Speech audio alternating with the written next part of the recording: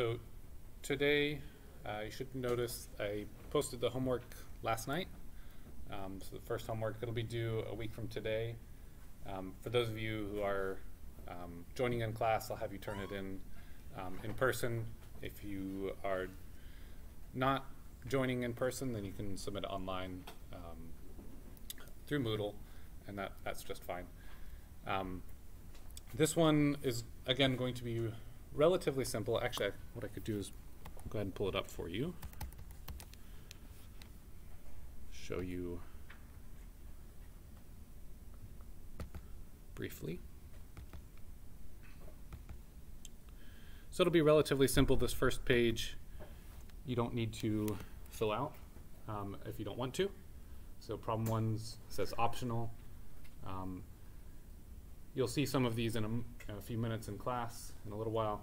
We'll talk about them. But just in case you were rusty on what these terms mean, like what is nitrate versus nitrite, you might want to fill those out just as the practice. So that's there for you if you decide to fill it out, as well as a optional setting up an equation for a reaction. And then the rest of the homework I am calling required, and that's questions 3 through I think 7. Some of these are from the book, some are adapted from the book, or something like that. So that's the homework. You'll have a week for that, and I'll be happy to help answer any questions if there are any. Okay, so then we'll have that one, and we'll probably hold off on going over it as a class until we go over the kind of the exam review. I'll set aside a day to go over any questions from the homework, either of the homeworks, the first 2 homeworks, or any other topics you have. I'm happy to answer questions along the way beforehand, but I do plan to set aside that time to go over the homeworks and their solutions specifically. Okay, so I think that's about it for the logistics. So we'll go ahead and get into today's lecture. Last time we left off taking a look at this problem, so we'll go ahead and finish solving it today. So we say we have this example 1.5. It's a polluted lake, and we're asked to consider this lake. It's fed by a polluted stream and a regular stream, so a pollutant discharge and a stream. Has this wastewater. Didn't really specify what it is. Maybe it's we'll talk about later biological oxygen demand. It's kind of a generic way to describe one aspect of wastewater, and so that might be what it's referring to. But it gives us a rate at which this is degrading in the lake, and it gives us some parameters about the lake. We said it should be a CSTR, and it should be essentially a CSTR with 2 inputs. So all the parameters are basically on there. From the equation, or from the rate constant given, we see that it has per day units, meaning that it should be a first order decay, or we know it's decay because it said it was decaying, but it should be first order because it's in per day units. We're also told that the water balance is going to be basically the same. Nothing weird is happening there, evaporation, anything like that. Okay, so last time I had you go ahead and start on this, and I apologize. At the very end of class, I was just about to close down my computer. It actually ran out of batteries and shut down, so I've got it plugged in this time so it doesn't happen during the lecture, but I missed a fair bit of the notes. They're still on the video, so if you wanted to see those notes, you can go back on the video, but I lost them in the actual file. So if you checked on Moodle, that's why there's only part of it has the notes. Okay, so approaching this problem, we can make the assumption that we have steady state, and we can do that because we're not told anything about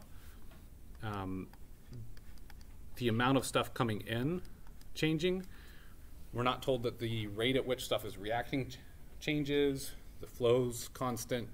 So we can presume that after some amount of time, it's been flowing this way, we'll reach that steady state. So that means our accumulation term is 0. So then we can set up our mass balance to say 0 is equal to what's coming in minus what's going out plus this negative decay term. Okay, so that's how we can start setting it up. We took a look at this last time, and so what we'll do, one thing we could do to rearrange some things a little bit would be to separate, subtract inputs from both sides. So then we'll set up essentially inputs equals output plus decay. So what's going in has to be the same amount of stuff that's going out or being reacted away. And that'll make sense if you subtract the inputs from both sides and then divide by a -1 or multiply by -1 for both sides. You'll have the inputs equal to the outputs plus your decay term.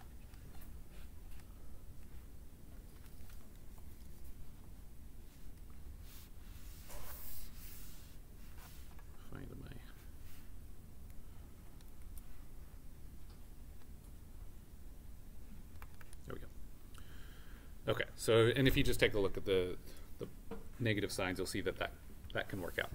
Okay, so the two things that are coming in are the stream and the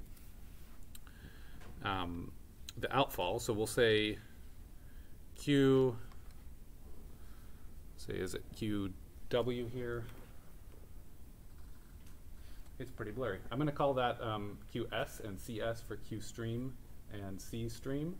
And then QW and CW. So I'm going to say QS for stream times CS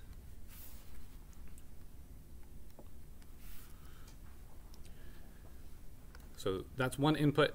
We're going to add the other input, which would be the Q wastewater and the concentration in that wastewater, and set that equal to our output, which is the mixture, so QM CM, plus this decay term, which we talked about previously. This is going to be the amount of decay that's happening in the volume. So we're going to have the volume times Kc. Now remember, from the reaction order, this is going to be C to the power of 1. So that's just C. That's because we've identified that it's first order, so that's what our reaction term is going to look like. Okay, so from here, what we're trying to do is solve for essentially the CM, so the concentration that's leaving the stream. We also don't know the flow rate leaving, but again, that's going to be really easy because we were told there's no other water losses. Our lake is a constant volume, so we're not accumulating more and more water or draining water. So we're going to say that kind of separately, just to solve for our Q's, we can say QM really is just going to be the QS plus the QW.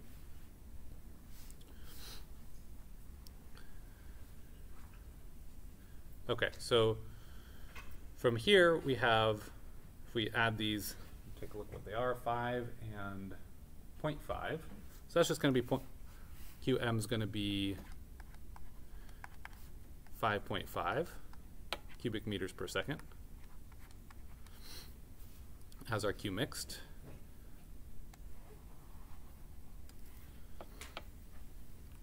Somebody online is making jokes here asking about the QT.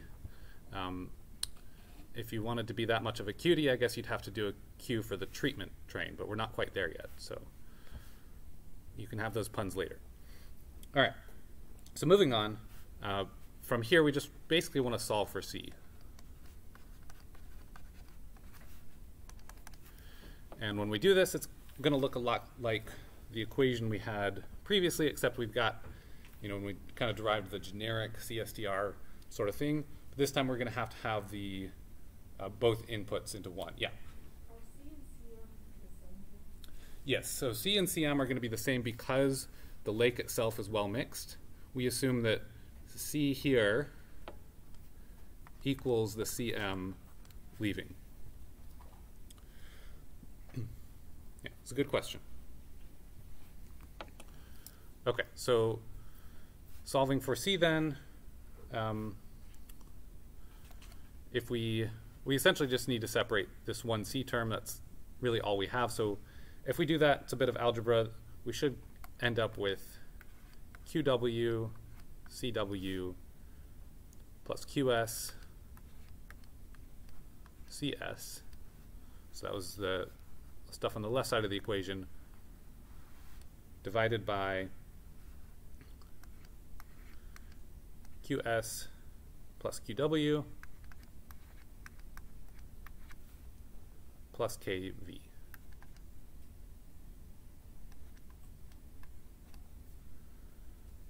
All right.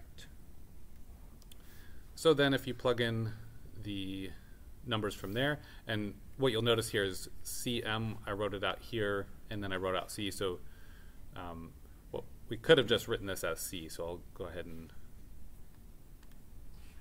mark that through. So that's why we were able to divide both sides. We were able to separate out the C's so that it was Qm plus Vk times C.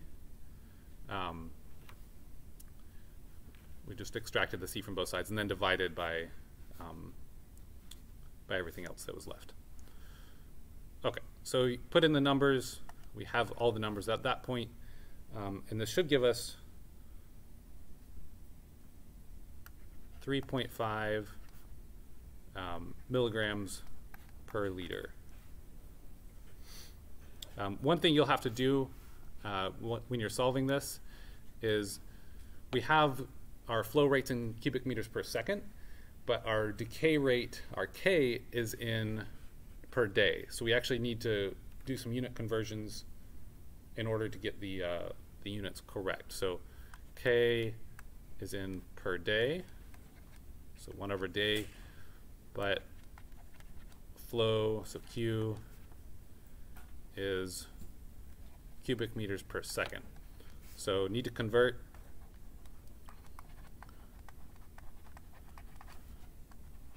before you solve.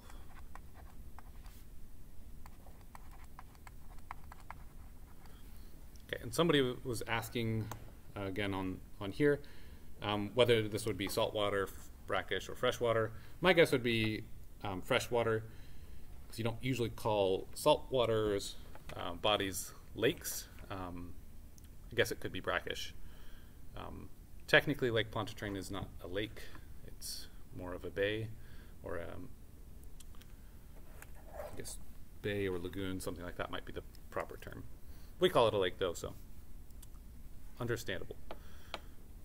All right. So any questions on solving this? So if you had most of the process correct, but didn't get the answer, check to make sure you converted from days to seconds, or you could put the flow rates into days. That works too, just to get your units correct.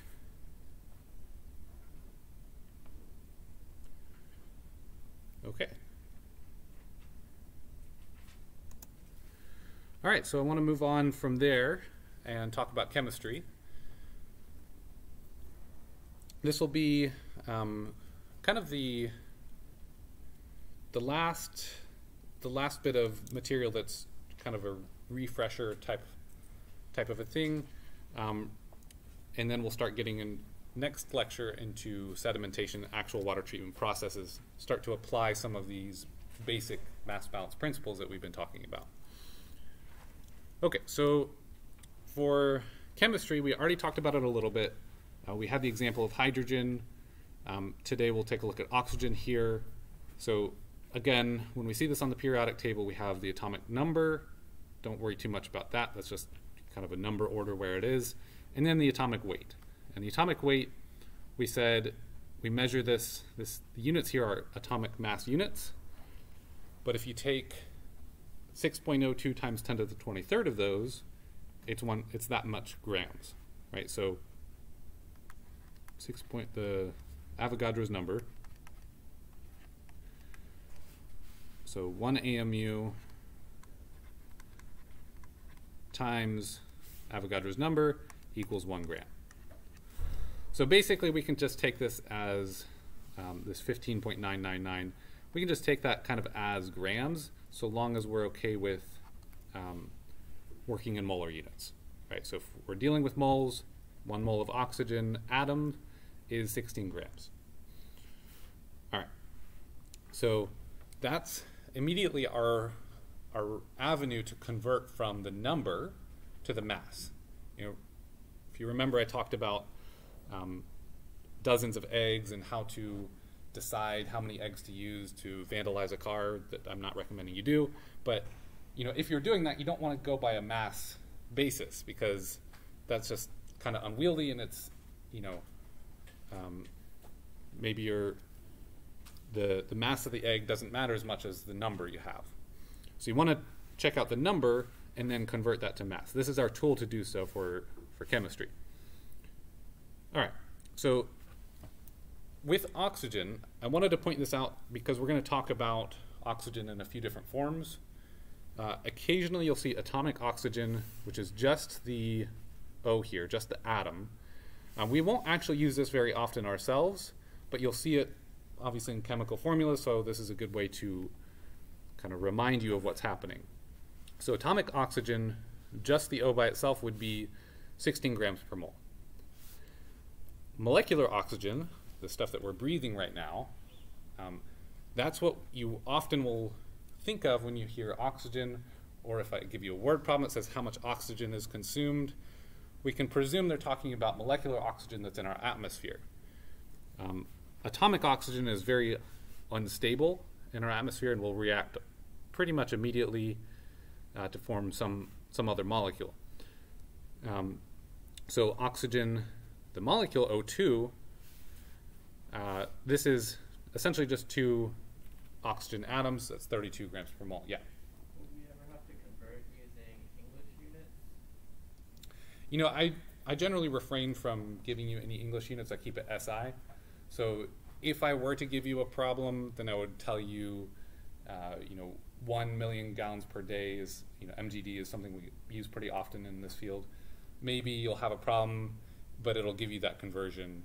Or worst case scenario, it'll be on a homework where you can go look it up. But I don't intend to do that. On an exam, I'll just give you SI or a clear, like, this is the conversion. Yeah, it's a good question. Okay, so from here,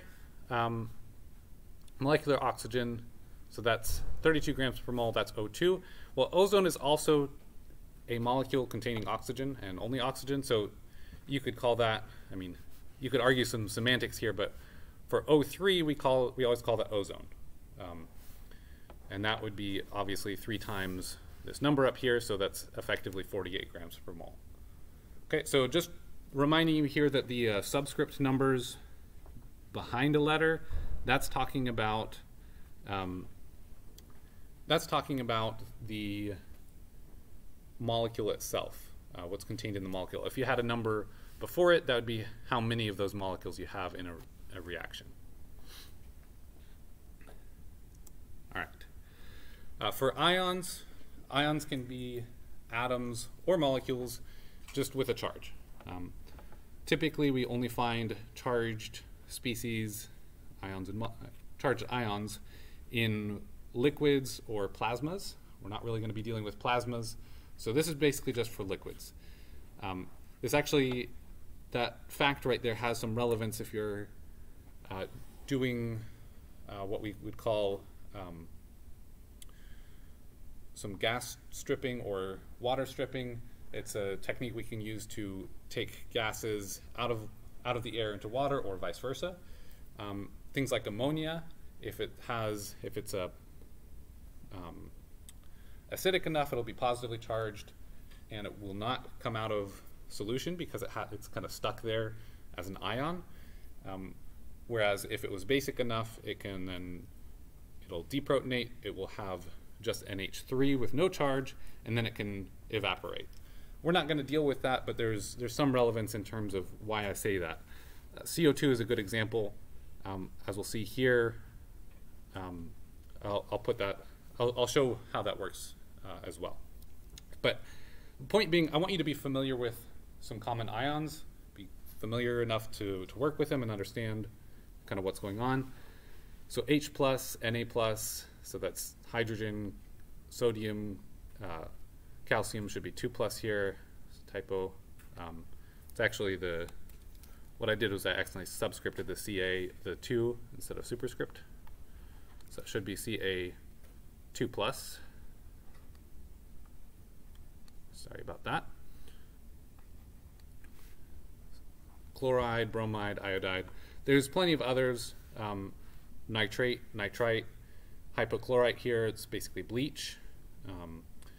Then there's some, so the atomic ones, you know, up at the top, but then we also have polyatomic ions. You probably remember that term from way back when chemistry. It just means molecules with a charge.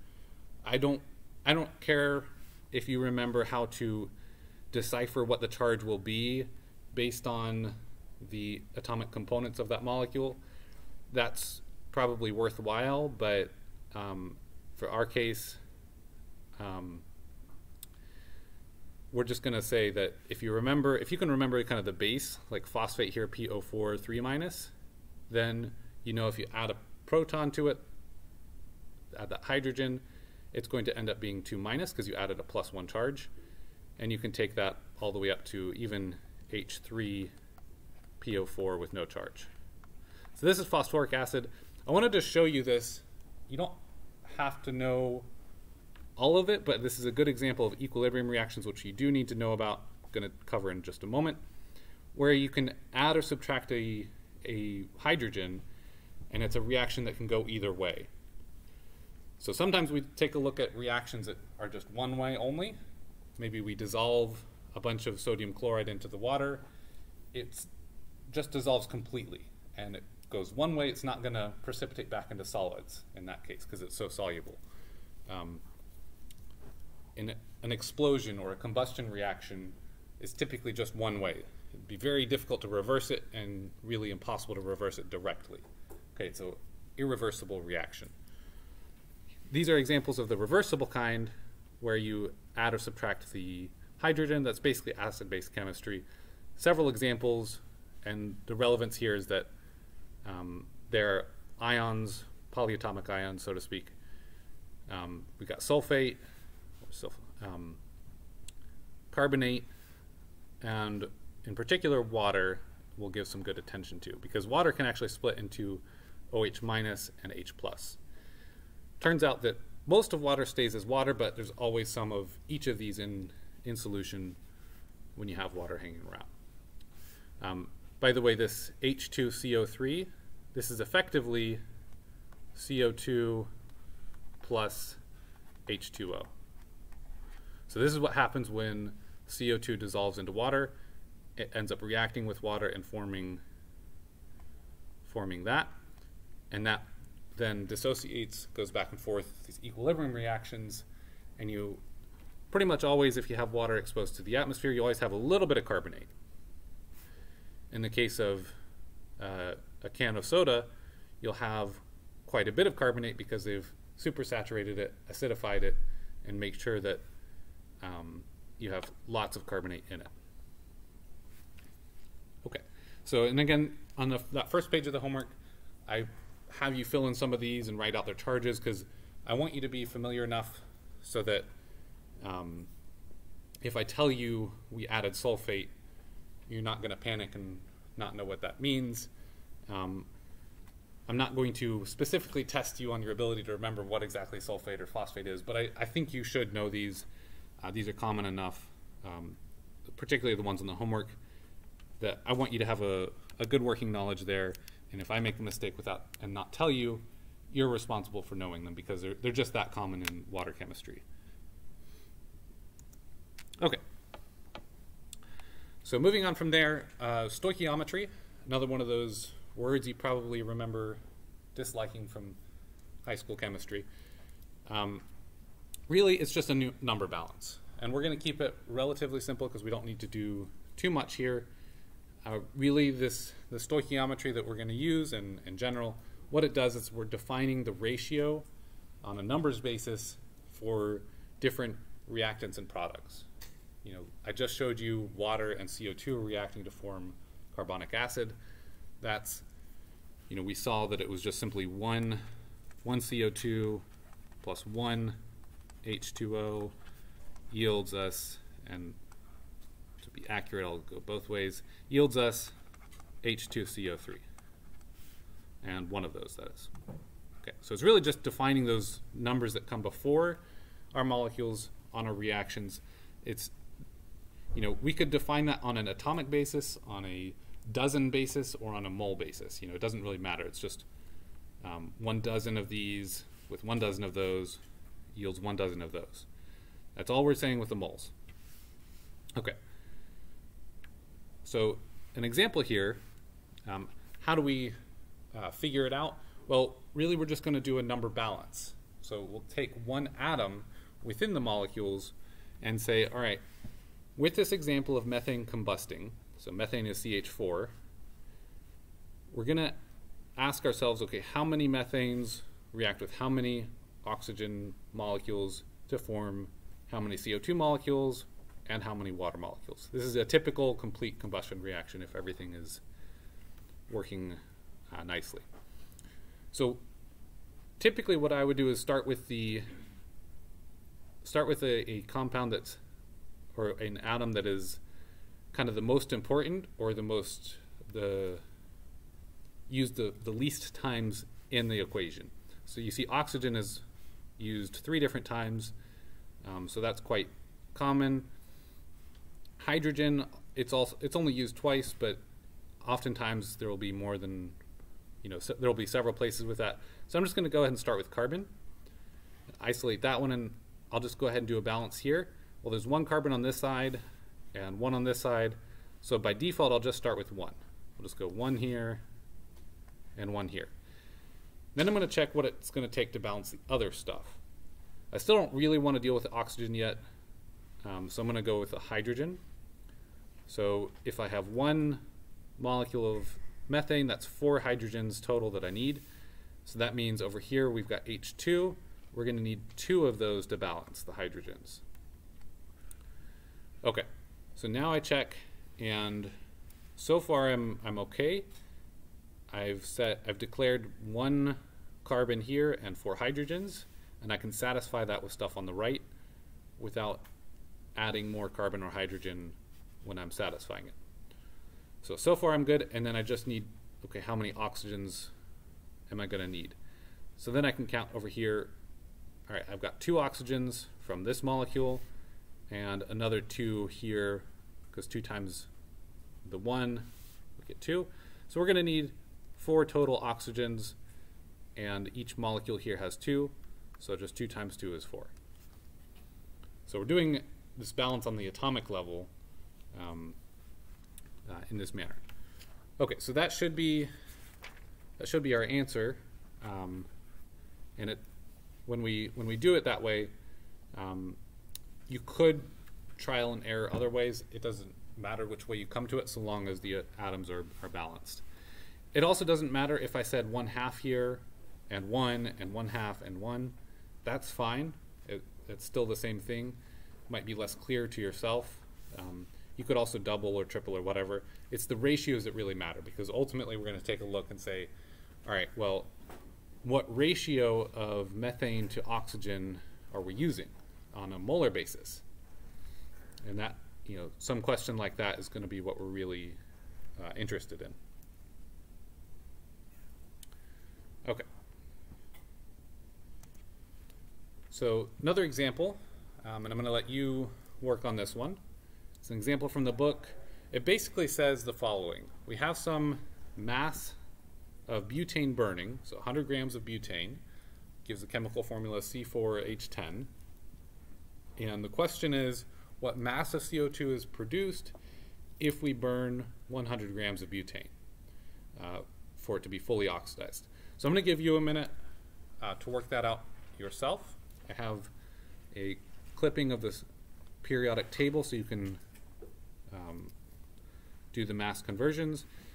Remember that H is effectively just 1 in terms of atomic weight.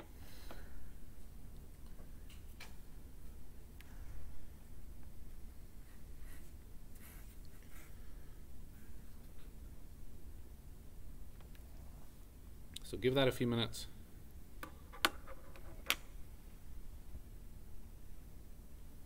And let me know if you have any trouble.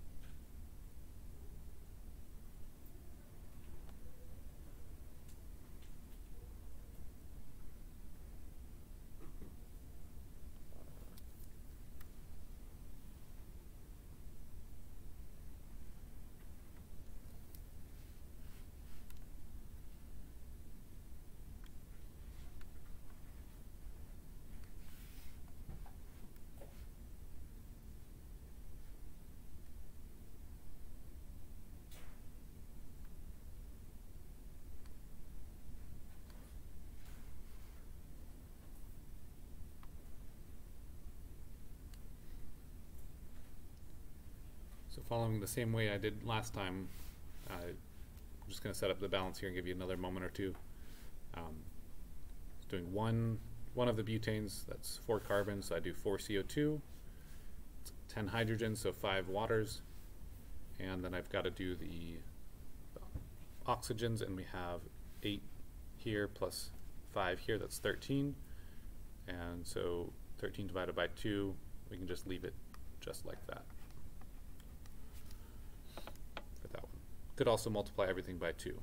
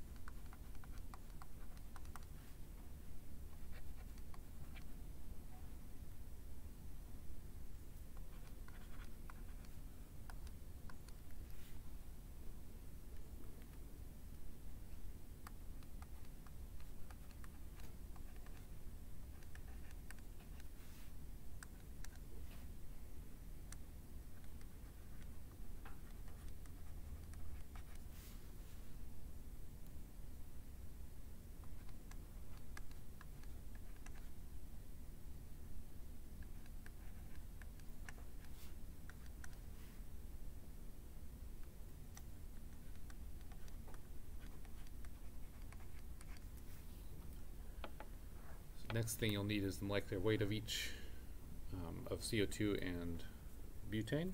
So go ahead and I went ahead and wrote that out.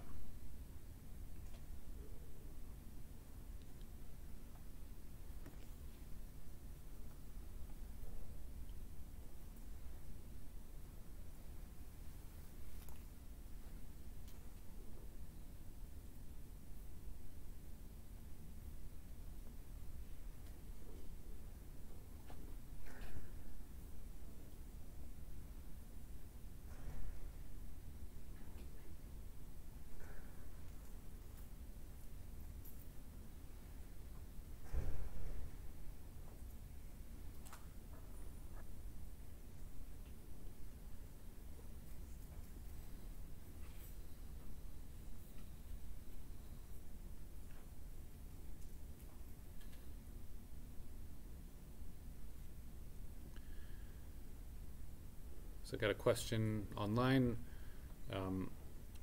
The coefficients, they don't have to be an integer. If maybe for some purposes it might make more sense to keep them as integers.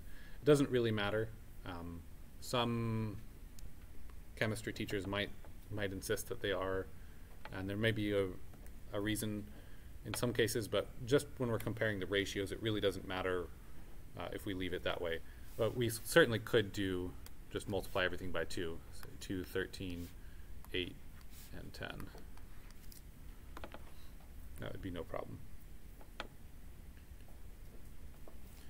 Okay, so I'm going to continue then. When we're asking the mass of CO2 produced if 100 grams of butane is fully oxidized. Okay, so what we're really wanting to know is how many moles of CO2 are produced. So that way we can convert from the moles to the mass. That'll give us our answer. We know the mass of butane, so we're going to have to convert that into moles of butane. Then we're going to use the ratio of moles of CO2 for every mole of butane to convert. So I'm going to abbreviate as but. So if we say we have 4 moles of CO2 for every 1 mole of butane, that'll be our ratio that we can use. And then we can say if we take 100 grams of butane, multiply or divide that rather by its molecular weight, which is that 58 grams per mole. That'll get rid of the grams and give us moles. So this will be 1.72 moles butane that we combusted. We can take that and multiply it, say 1.72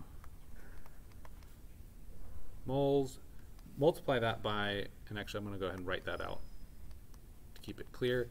So that many moles of butane multiplied by that ratio, 4 moles of CO2 per mole butane, that'll get rid of our moles butane and give us our moles CO2. So that'll be the way we can convert. You know, we had to get to molar units so that we can compare on a number basis. Now that we're on this number basis, we compare and we get this number should be 6.88 moles of CO2.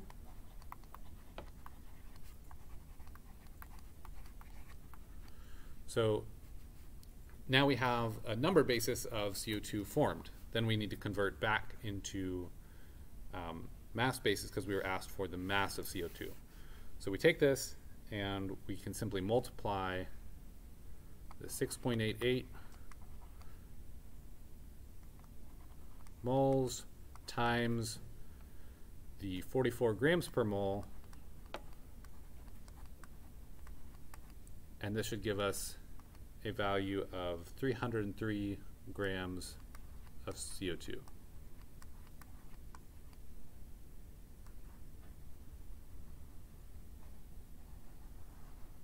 As our answer.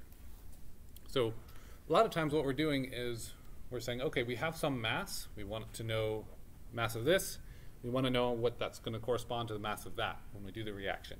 Well, we have to go from mass to number, compare the numbers, and then go from the number back to mass. So it's kind of a circular thing, and you need to be familiar and comfortable and well versed in doing this so that you can do this in the midst of a problem that has other elements going on. All right, so that's why I'm giving you this overview. I know it's boring to some of you, which is why you're free to watch these lectures on ×2, and I'll be talking like this really fast. It's not so good, but feel free. All right, and that was the space I guess I was going to use to solve it in case. All right, so moving on from there, reversible reactions. I mentioned this earlier, but I want to make clear the reversible versus irreversible. So the equations we just did, those problems, those were combustion problems. Those are considered irreversible. They had the straight arrow without the double-sided arrow. So those are going to happen, and then there's no way you can come back to butane once you formed the CO2. You're going to have to go through lots of processes, lots of other chemistry to get it back. You can't just directly pull it back apart. There are chemical reasons, and simply, if nothing else, the energy reason.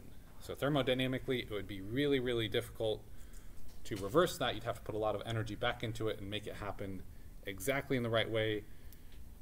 So when we're talking about equilibrium reactions that have an arrow both ways, we're really talking about reactions that are pretty much on an energy basis. It doesn't really matter so much one way or the other. It's very easy to go either way. Sometimes I'll draw this if I'm freehanding it like this. So these two symbols should be kind of equivalent for you. The double-sided arrow, or the two arrows kind of facing each other or facing reverse from each other. In either case, what we're talking about is that reversible reaction, and a good example of this would be some mineral that does dissolve to a degree but has a limit. So if you're thinking about a swimming pool made of concrete, you have water in there. Some of the minerals will dissolve, but it's not ever all going to go away.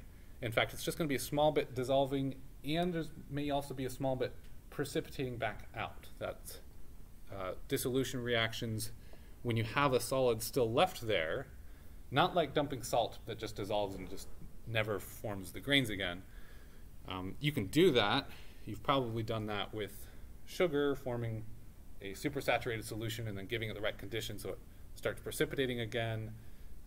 There are ways to do that.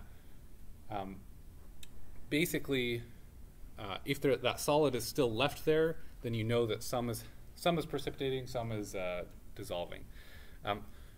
Examples that we're going to use in our class, well, water is a good one, where we have H2O, and we're going to talk about this in more depth in a moment.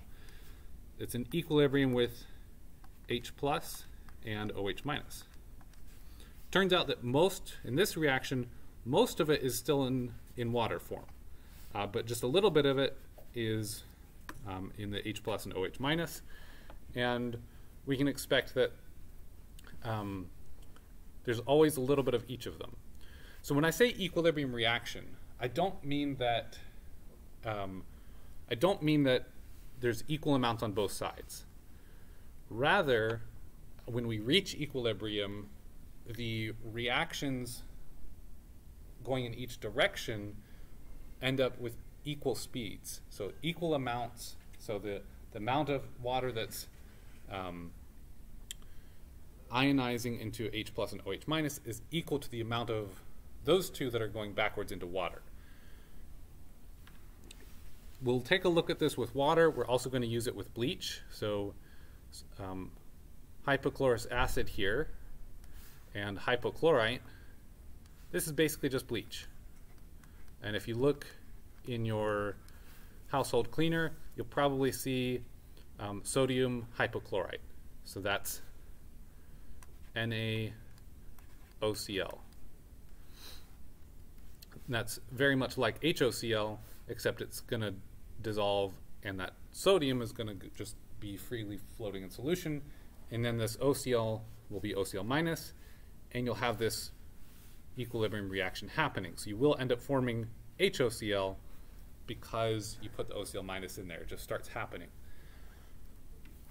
Okay, and I've got a video to demonstrate this in a moment, but really what's happening, you can take a look at it, the forward and backward reaction. So the forward being HOCl's going forward into these products, H plus and OCl minus, and it's going backwards into, those two are combining and reforming the HOCl.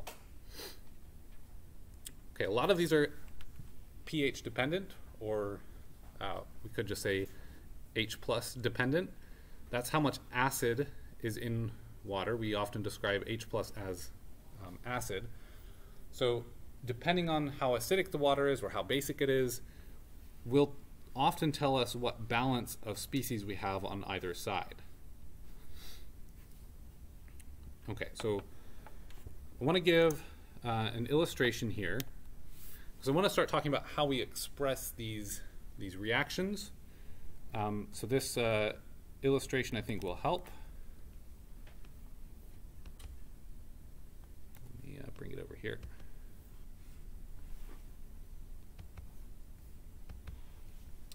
I might skip a little bit. Basically, what he's going to do is show what we're going to look at is reaching the equilibrium in terms of rates going forward and backward. Okay, so what we'll see here is that process of reaching the equilibrium. Okay, this little demonstration kind of helps us with the idea of equilibrium and reversible reactions. So what we see here, to start off, we have colored water, some green water here. That represents our reactant side of our process. And then, of course, we have our empty container over here that represents our product side of the process. So on any good reaction, when you start the process, everything's a reactant. So we all have all the water over here, and nothing is a product.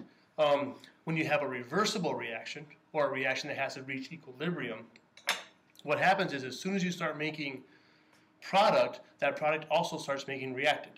So on our very first scoop, if I'm using two identical beakers, if I go in here and scoop, on the very first scoop, all of it is going to be reactant turning into product, and none of the other. However, the very next time I scoop, some of my product is actually going to go back into my reactant, side. Now if I continue to scoop like this and continue to do this, you'll notice how at first the reaction ran really fast. And at first, a lot of water was switching sides, going to the product side. But then it kind of seems to slow down a little bit. And at some point, if I continue to scoop, the amount that I scoop going each direction will become the same. So if I look, I have 250 milliliters here.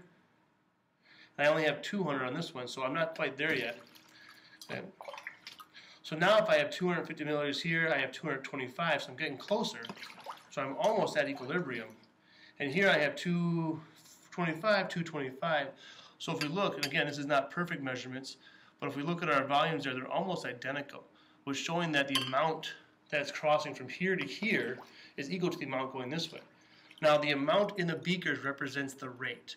Okay, so the rate of transfer is the same. From here on out, I can do this for a day, 2 days, 10 days, 10 seconds. It doesn't matter.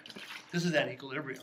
Okay, so the amount I take from here goes here, the amount I take from here goes here, and that process will never end. So this reaction now is basically over. It doesn't mean it doesn't keep reacting.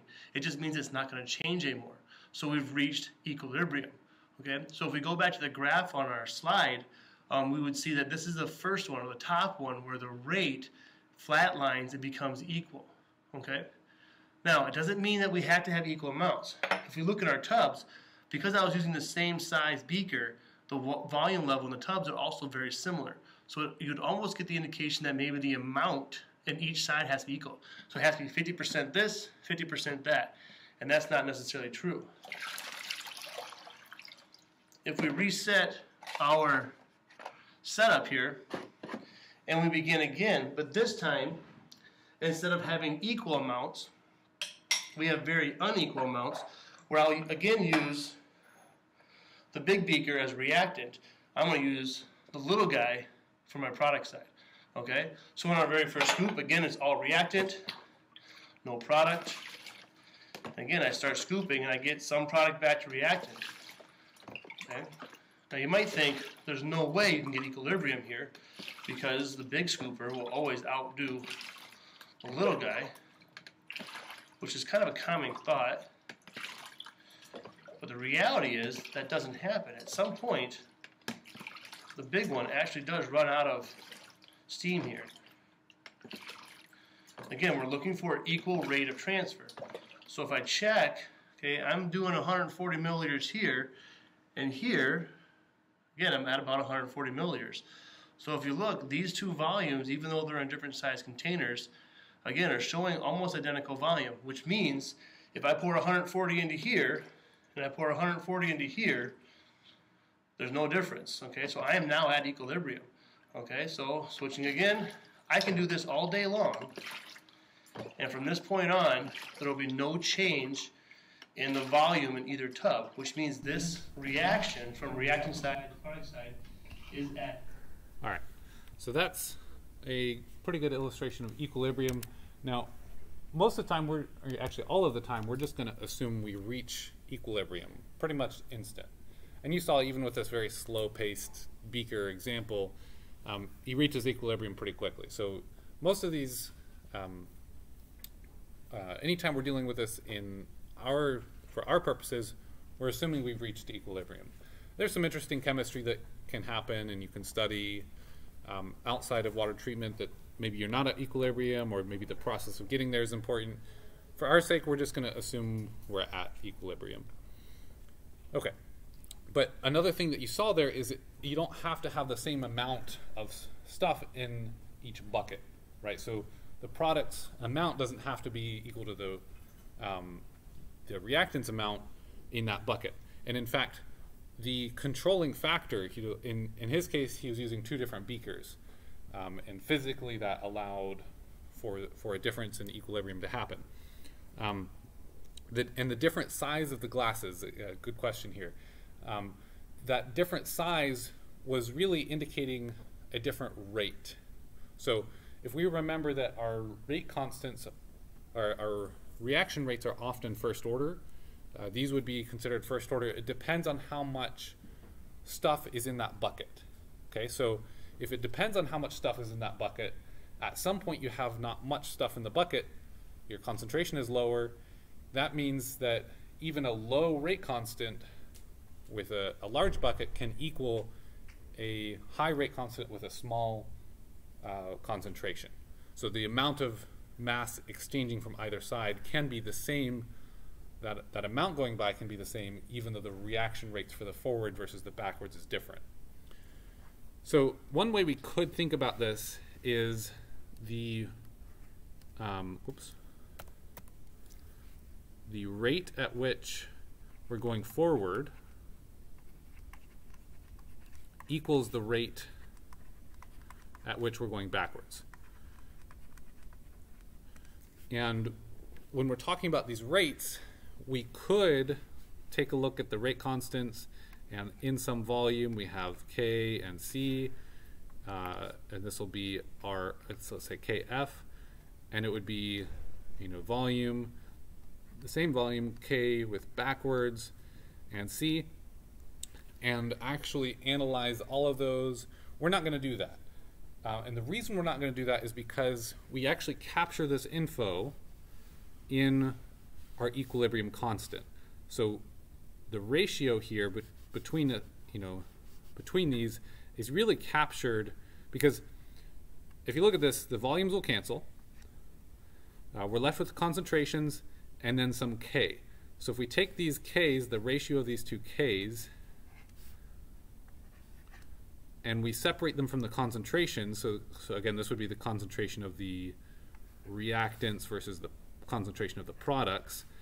And we take these Ks and express them as some sort of ratio here, and then we can take the concentrations and express them separately as well. We end up with a simplified case, and this is kind of the derivation of what I was about to introduce, this equilibrium constant. So in terms of this reactants versus products going back and forth, the way we can express it is with a capital K. Subscript is usually EQ for equilibrium. We could also use a specific one for KW for K water, something like that. This equilibrium equation is really going to be the product of the products, the concentrations, divided by the product of the reactants. So multiplication product, sorry. And the way we can express that is if we write out our reaction like this, with lowercase a for the number of moles, and then capital A for the type of molecule that A is, plus B. B is in equilibrium with C, C's, and D, D's. Then we can express all of that as this equilibrium reaction is equal to these products, so in this case capital C, the concentration of it, to the C power. Normally we're actually just going to work with stuff where all of these numbers are 1. So it's going to be kind of simple because these will just be 1 here for the most part. So this will just be the equilibrium is the concentration, the molar concentration. You see the brackets? This is always has to be molar. So C times D divided by A times B. There is one little caveat. If we have a solid or a liquid in solution, and we often denote that with the S here or the L, we assume that concentration is 1, and as in the case of water, the H2O liquid, the concentration is we treat as 1. It simplifies things, and if you were to actually calculate the concentration and look at how different water is when you take H2O as a liquid and go back and forth with H plus and OH minus, which we'll do in a moment, it turns out that you're really losing so little water that it's essentially doesn't matter at all.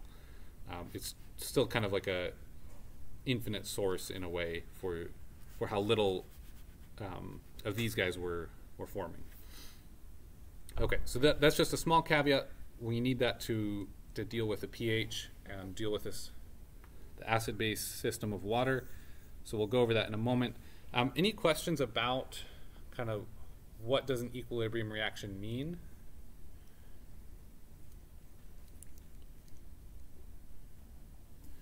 Okay, and I do apologize to those viewing online. The very bottom of my screen is cut off, so what I'm going to do for a moment is,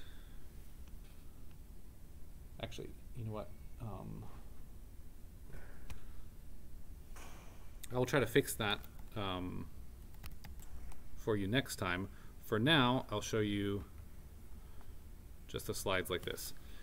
So basically, I was just exactly what I wrote out. If H2O liquid as a concentration, if we express it with the, those are brackets again, that means the molar concentration of the liquid is just 1. Okay, and just for everyone viewing online, I will try to fix that in the future. It's just a little bit, and actually on my screen I also see where it cuts off, so I'll make sure not to write that low as well. Okay. Oops. Let's see. All right. So we saw them note these slides. Both of these are time on the x-axis. So if we take a look at the rate of change until we reach equilibrium, in that case from the little demonstration, the rate at which water was going from the products into the reactants was a much higher rate at first, because it was a full beaker versus a beaker with nothing in it, and that quickly starts to equilibrate. When we reach that equilibrium point, the rates are the same. For the amounts, again looking at over time here, that's cut off for the viewers online. The amounts, it could change based on that equilibrium constant. Maybe we have the forward reaction we'll end up getting a lot more product than reactant, but wherever it ends up, it's going to end up being constant there while we're at equilibrium. Okay, so another way to look at this, in some of these acid-base reactions, here we're looking at the carbonate system. Talked about it earlier. If you take a look at what fraction is in what form, and for the carbonate example, at pH 4, basically 100% of carbonate in water is going to be in this H2CO3 form. Well, we have an equilibrium spot here where at this value we have equal amounts of H2CO3 and HCO3 minus. So what's happening is one of the H pluses are popping off to go back into solution. When we are at low pH down here, we have more and more H plus. It's just more acidic. As we go higher in the pH, this is more and more OH minus, or kind of a deficit of the H plus. So we tend to have more positively charged stuff at low pH, more negatively charged stuff at high pH. So what we see here is the higher the pH, the negative species start to dominate more and more.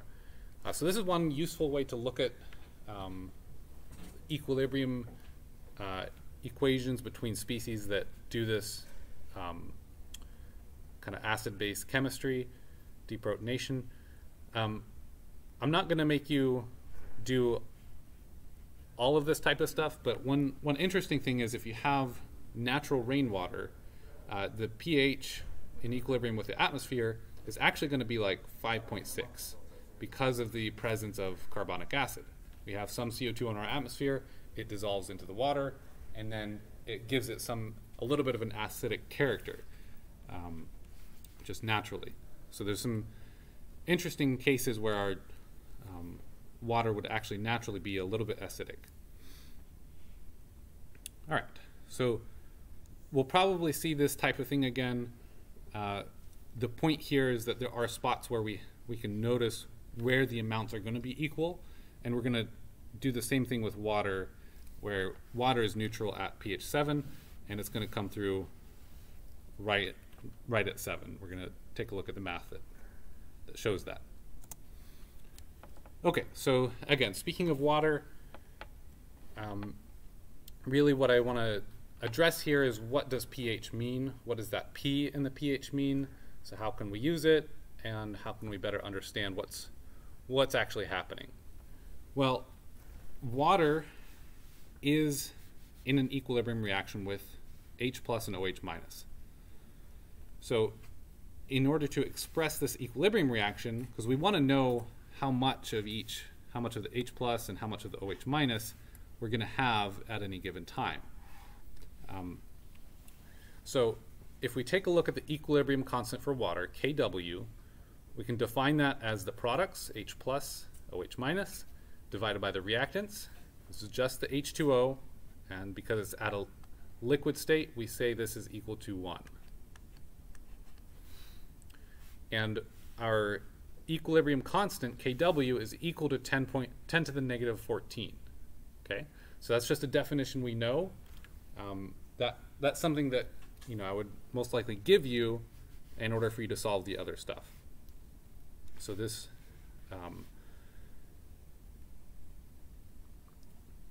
we saw before we could define the equation for KEQ like we do here. This is just a case example, and we're calling it Kw for K water. Okay, so we know that at pH 7, water is considered at neutral, or the pH is considered neutral. What that means is we have the same amount of base, OH minus is considered base, as H plus, which is acid. Okay, so we know that. You probably already knew that, or could tell me some form of that. Well, if we take a look at what's happening with a pH, the P is actually an operator that does this. It's P means you take the negative log of whatever follows it. So P of H is the negative log of H. So to be explicit about it, we say negative log of H plus. So P of X then would be the negative log of whatever X is. So you can actually use this for a lot of things, and sometimes people will use P of OH. It's kind of like, instead of, it's just the inverse of the pH scale. It's the pOH scale. We're not going to bother with it, but you could do that. And you can use this P in some other ways. Some people even do a pKa or pK equilibrium. So this is just an equilibrium constant. If you get into this type of chemistry, you'll see that a fair amount, and it's just doing this same process to something like that. It's just taking P of 10 to the minus 14th, so that would be negative log of 10 to the minus 14th. It's kind of a shorthand type of thing, so you'll see it every now and then in chemistry. Okay, so just coming back to understanding what's happening with water then, if I can find my cursor. Go. If we take the negative log of H when pH is 7, then we can find out what H plus is at pH 7, right? Because we define pH 7 as neutral.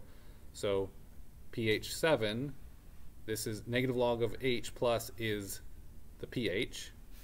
When we set that equal to 7 and solve for the H plus, then we'll get H plus. We can do this by raising both sides by the power of 10 to the power of either side. That gets rid of the log. So that's, if we get rid of that log, then we're just left with essentially the negative H plus equals 10 to the 7th. Before we do that, we'll go ahead and get rid of multiply both sides by negative 1, so it's just log of H plus equals negative 7. Then we'll get this form, and we also know that that is equal to OH plus. So when pH is 7, H plus equals 10 to the minus 7 moles per liter. So since we have the brackets, we know it's moles per liter. So now we know exactly how much H plus there is in solution at pH 7. This also means if we multiply these two together, it should give us 10 to the minus 14th, which is obvious when you take a look back up here and we see that when they're equal to each other, we have that, you know, we could have just taken the square root of 10 to the minus 14th, gotten our answer. Okay, it's the same deal. I just wanted to show you how this math is working. In case I give you a problem that says, okay, pH 3, what is the concentration of H plus? So if I were to do H plus concentration is what at pH 3,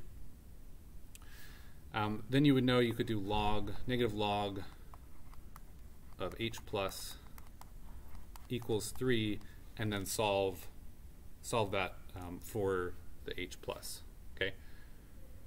And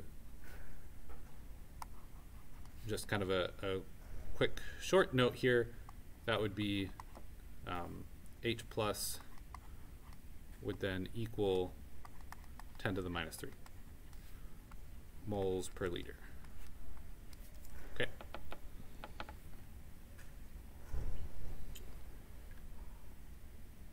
All right. Any questions on that?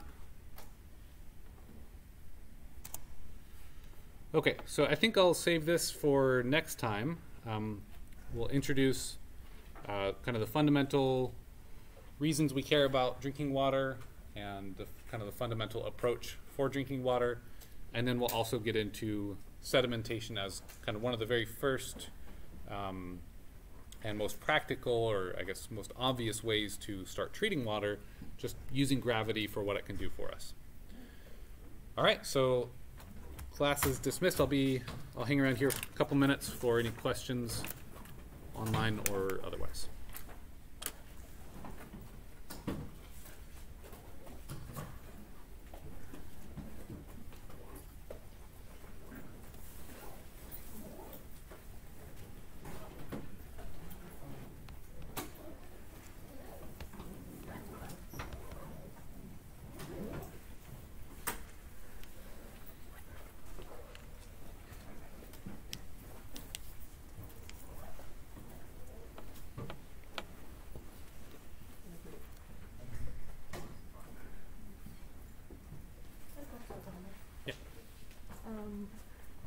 So for this problem, you give this formula as the fraction that is not hypochlorous acid, and then you ask for the hypochlorous fraction, so just 1 minus that? Yeah. Yeah, okay. That should be correct. Okay. Mm-hmm.